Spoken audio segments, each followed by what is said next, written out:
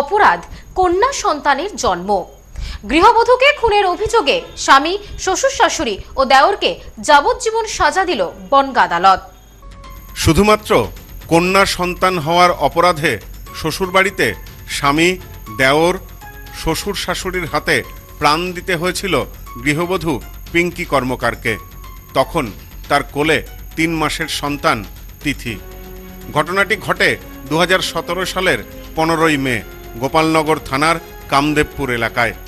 নিহত গৃহবধূর পরিবারের পক্ষ থেকে অভিযোগ দায়ের হয় গোপালনগর থানায়। দীর্ঘ 9 বছর ধরে মামলা চলেছে বনগাঁ মহকুমা আদালতে। অপরাধীদের শাস্তির দাবিতে দাঁতে দাঁত চেপে লড়াই চালিয়ে গিয়েছেন মেয়ে হারা পরিবারটি।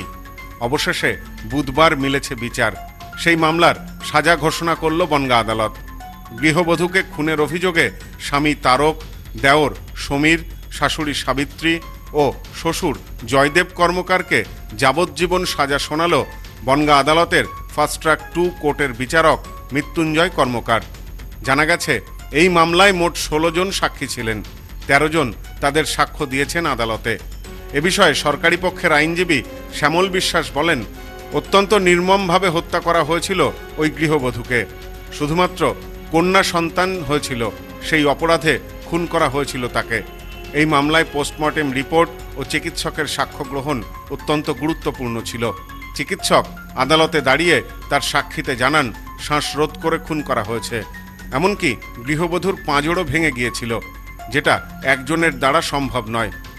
498-এ 302 ধারায় 4 জনকে, মানে প্রিন্সিপাল অ্যাকুজ তারক কর্মকার, দেবর হচ্ছে সমীর কর্মকার এবং শ্বশুর শাশুড়ি সাবিত্রী কর্মকার এবং শ্বশুরমশাইয়ের নামটা কি, জয়দেব কর্মকার, এই 4 জনকেই লাইফার সাজা দিয়েছে, যাবজ্জীবন সাজা দিয়েছে। এবং অনাদায়ে আরও 498-এর জন্য ফাইনটা করেছে 10,000 টাকা, আর অনাদায়ে তার জন্য আরও সাজা বাড়িয়েছে। এবং এটা একটা নৃশংস হত্যা ছিল কন্যা সন্তান হওয়ার অপরাধে। কন্যা সন্তানটির বয়স ছিল 3 মাস, তিথি কর্মকার। এই কন্যা সন্তানটি কেন জন্মেছে সেই জন্য এর উপর অত্যাচারটা করা হয়েছিল অমানবিক, এবং পণের দাবিতেও অত্যাচার করা হয়েছিল। বাবার বাড়ির থেকে পণ বহুবার দিয়েছিল এবং বালিশ চাপা দিয়ে গলা টিপে সুকৌশলে এরাই হত্যাটা করেছে। এদিন সাজা ঘোষণার পর আদালত চত্বরে দাঁড়িয়ে কেঁদে ফেলেন নিহত গৃহবধূর দাদা বাপি কর্মকার। তিনি বলেন, আমার বোনের আত্মা আজ শান্তি পাবে। আইনের ওপর আমাদের প্রথম থেকেই আস্থা ছিল। 9 বছর ধরে লড়াই করেছি।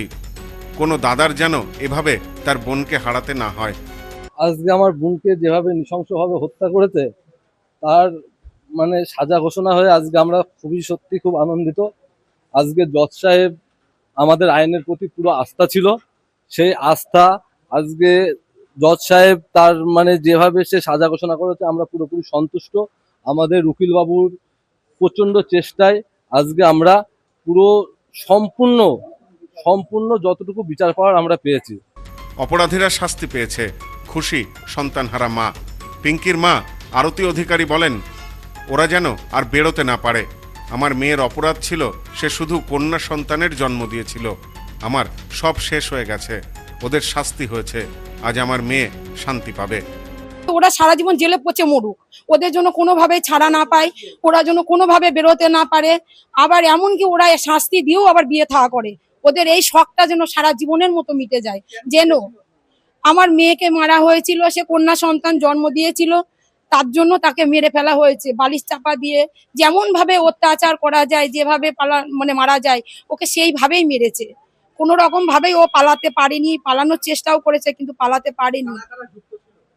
এই যুক্ত ছিল শ্বশুর শাশুড়ি, দেওর, স্বামী, তার মধ্যে আরো কিছু ছিল কিন্তু তাদের নাম এখানে দেওয়া হয়নি। তারা যদি শাস্তি পেত তারা আমরা আরো খুশি হতাম। এর মধ্যে কাকা কাকিমাও ছিল, তারা যদি শাস্তি পেত আমরা আরো একটু খুশি হতাম। আজকে যে আনন্দ, আমার মেয়ে কোথায় আছে, যেখানে আছে শান্তি পাক, তার আত্মার শান্তি পাক। আর 17 সালে সব্যসাচী ভট্টাচার্যের report, news no man's land, Bongaon.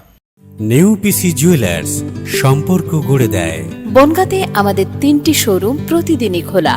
New PC jewellers, Bongaon বাটার মোড়। New PC jewellers branch Kumudini স্কুলের বিপরীতে। New PC jewellers beauty, Motiganj, Hatkhola. আমাদের এখানে সোনা কিনুন পেপারের দামে।